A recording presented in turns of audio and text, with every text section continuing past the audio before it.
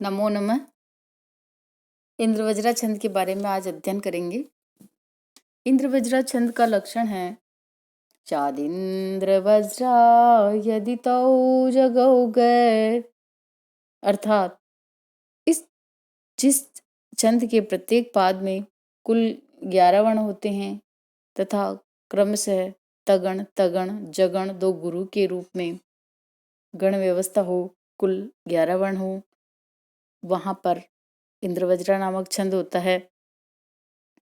इस इंद्रवज्रा नामक छंद का उदाहरण है अर्थो हि कन्या परकीयैव तामाद्य सम्प्रेष्य परिग्रहीतु जातो ममायं विशद प्रकामम् प्रत्यर्पितन्यासैवान्तरात्मा।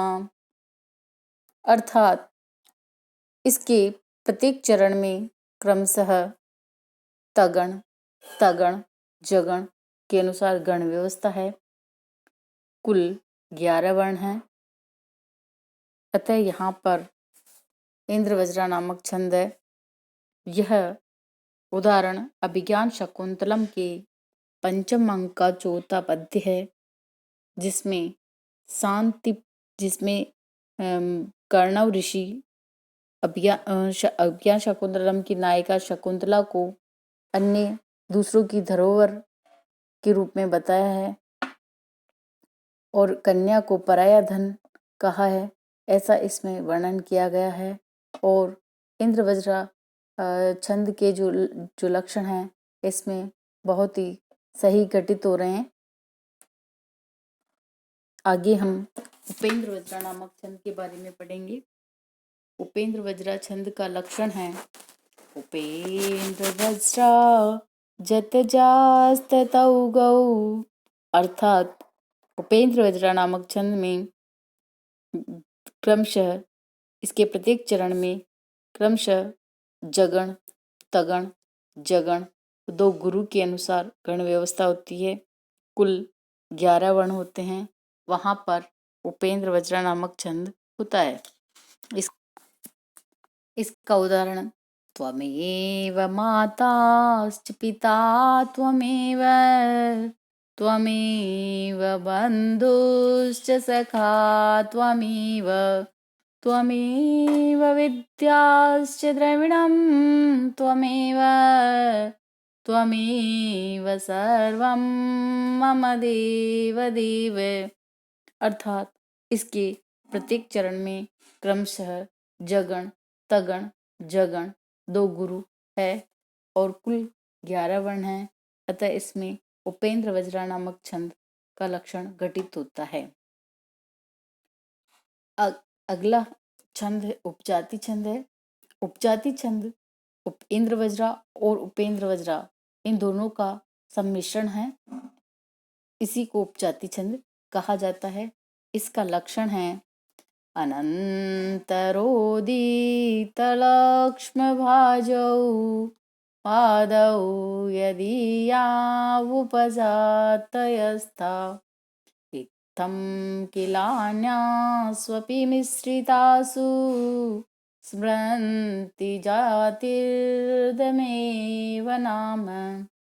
अर्थात जिस छंद के में प्रत्येक पाद में कुल 11 वर्ण होते हैं, यह छंद इंद्रवज्रा और उपेंद्र वज्रा का मिश्रण होता है। इसमें किसी पाद में इंद्रवज्रा तो किसी पाद में उपेंद्र वज्रा का लक्षण घटित होता है। इसका सुप्रसिद्ध उदाहरण अभिज्ञान शाकुंतलम के द्वितीय अंक का 7वां श्लोक है, जिसमें शांति प्रदान तपस्वियों में जलाने का तेज छिपा रहता है, ऐसा इसमें बताया गया है। समः प्रधानेषु तपोधनेषु गूढ़ं हि दाहात्मकमस्ति तेज स्पर्शानुकूला इव सूर्यकान्ता स्तदन्यतेजो अभिभवाद्वमन्ति। अर्थात इस पद्य के प्रत्येक चरण में इस पद्य के प्रथम चरण में जगण, तगण, जगण और दो गुरु है तथा दूसरे चरण में तगण, तगण, जगण और दो गुरु है, अर्थात इंद्र वज्रा और उपेंद्र वज्रा दोनों लक्षण इसमें घटित हो रहे हैं। अतः यह उपजाति छंद का बहुत ही सुप्रसिद्ध उदाहरण है। यह छंद आचार्य क्षेमेंद्र के अनुसार पाणिनि को बहुत ही प्रिय था। श्रृंगार रस और षड ऋतु में इसका अधिक उपयोग किया जाता है, अर्थात जहाँ श्रृंगार रस का हो वर्णन या षड ऋतु का वर्णन हो वहाँ पर इस उपजाति छंद का प्रयोग किया जाता है। मालिनी छंद।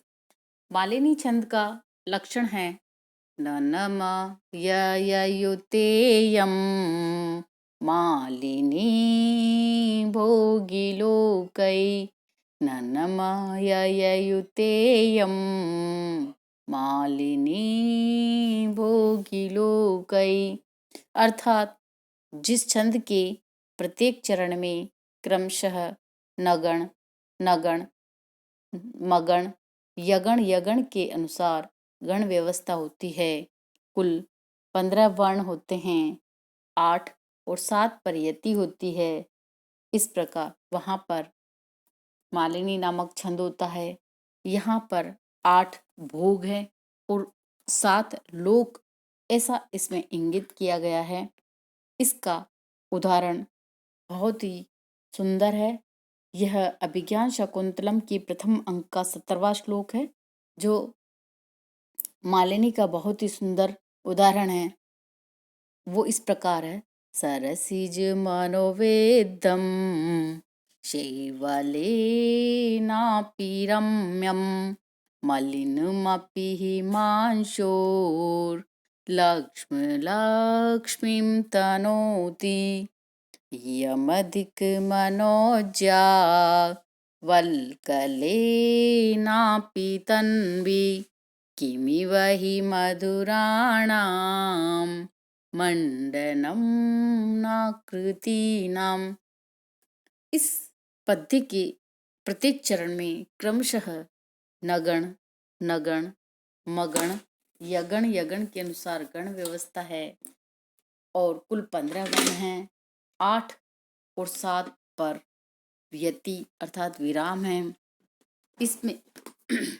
इसमें मालिनी छंद का लक्षण घटित होता है। अतः इस पद्य में मालिनी छंद है। 8 और 7 पर विराम है। कुल 15 वर्ण हैं। धन्यवाद।